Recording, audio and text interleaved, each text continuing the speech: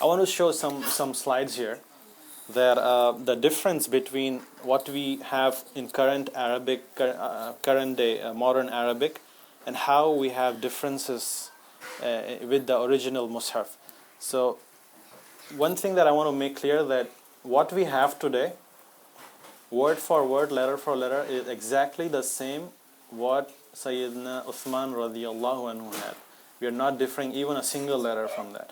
So even though Arabic evolved and a little bit of grammar changed and the way the words were written changed, some of the things were as was in the Qur'an of Uthman radiallahu anhu. So let's take some examples like Rahman. What's the difference here? You see, in modern Arabic, if you see, there's like an additional alif here, right? But in the classical Uthmanic Arabic Mus'haf, it was without that. So even there, we put like a little bit of mad tabi'i, and it would be like counted 2. So you would read it Rahman. So some people mistakenly read Rahman. So that's wrong.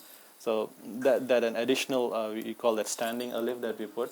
That's how we differentiate. And also here, this is Salah. So this is how we write it today, Salah. But during the time of Uthman radiallahu anhu, this is actually how Quraysh wrote. Even though Arabs were not consistent, this is how Quraysh used to write. So wow here basically is silent. So you will not read it salawat. You would read it salah. Okay. So that's the difference. And also minma. What does this mean? Of what? From what? So they combined it. The Quraysh used to combine these two words and write mimma. They would put they would just make it 2 memes. And there were many such instances as well. And sometimes within the Mus'haf there were one word written differently based on whatever the context is. So that we'll leave it at the. This is what you see in the left side is how the exact copy taken from Sayyidina Uthman radiallahu anhu's Mus'haf. This is how. So can you read this? Anybody? I have it here exactly same. This is how we have today. This is called the Kufi script. That's how the Quraysh used to write. This is called Kufi. This one, what is it? What is this one called that we have? It's called Naskhi script. This is what we have here. The one that is printed in Medina, for example, printing complex. This is how it is. And this is taken from what do you call?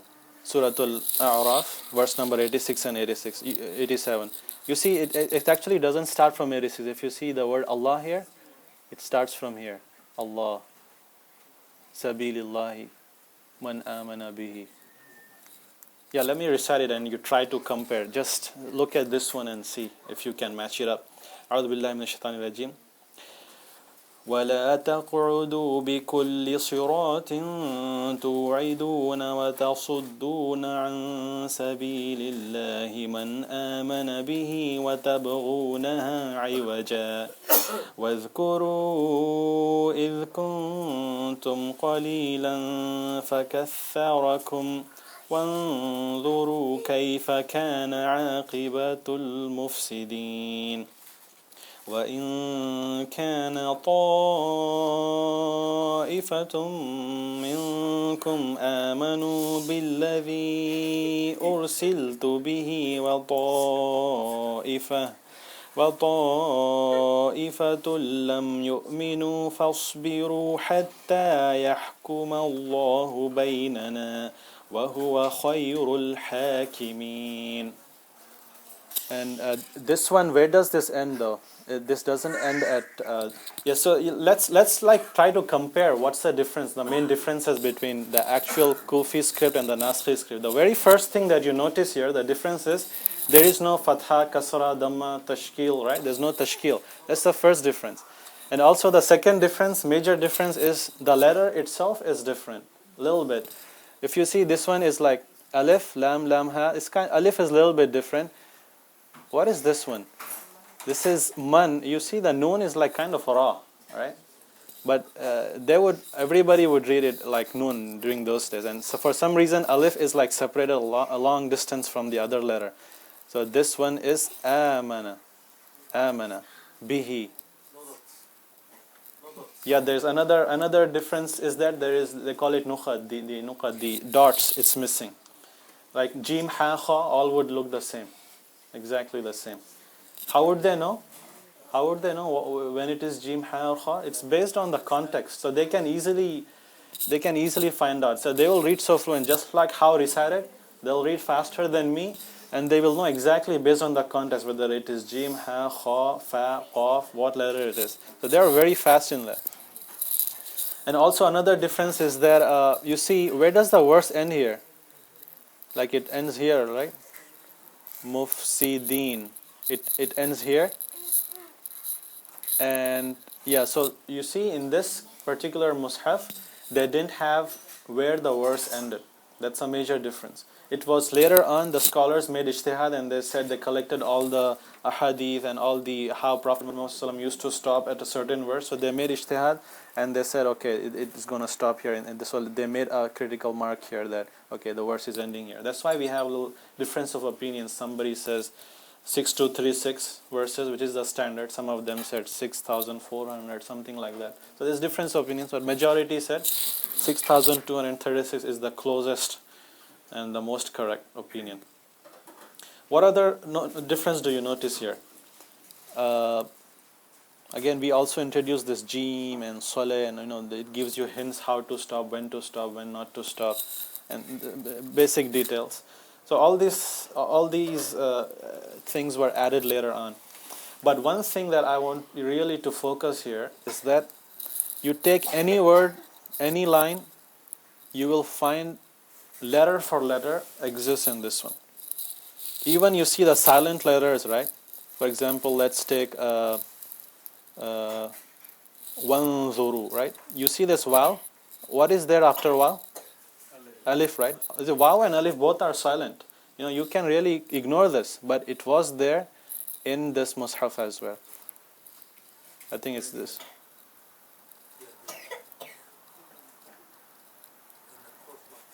In the fourth line, fifth line. You see this one? This is the waw and this is the alif.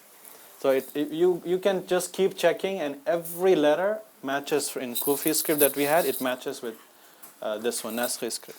The only difference you would find is the tashkils and the dots. These were added later on. We will cover that history, who added it, why they added it, why did we have these different versions. But even though we have different versions, letter for letter is preserved, is exactly as it is.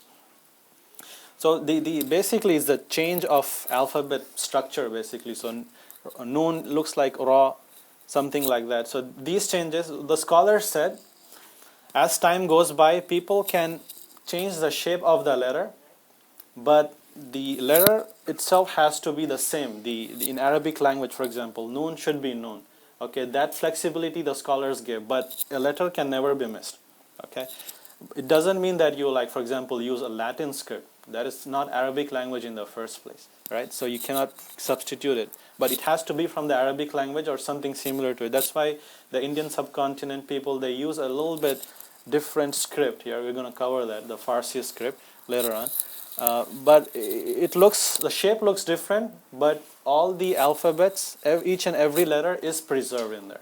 So that flexibility scholars gave. The scholars, even today, like if you see, they introduced this in this, like last 10 years, they introduced this new mushaf called the color-coded tajweed rules. You must have seen it, right? How they mark it. So this is something new invention, but the scholars said it is okay, because the only condition, they said that as long as you guys have every letter from the Uthman's mushaf, it is okay. Otherwise, they said, you are committing a sin.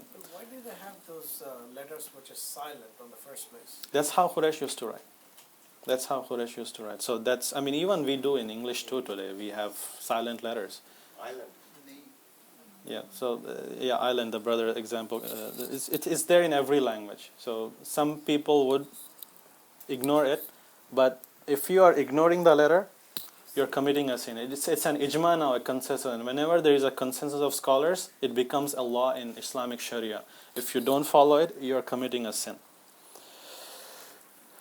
So apart from that, you can add whatever calligraphy you want. You can beautify and all those things. Even in this Kufi script, like now we have, every surah has some decoration on the top, right? Whenever it starts, like what the name of the surah is, and how when surah starts and so on, and this hizb and ruku and all these things, these are all decorations to help people. This was not part of the Kufi script itself. So why did they introduce it in the first place? Why don't we just learn Kufi script?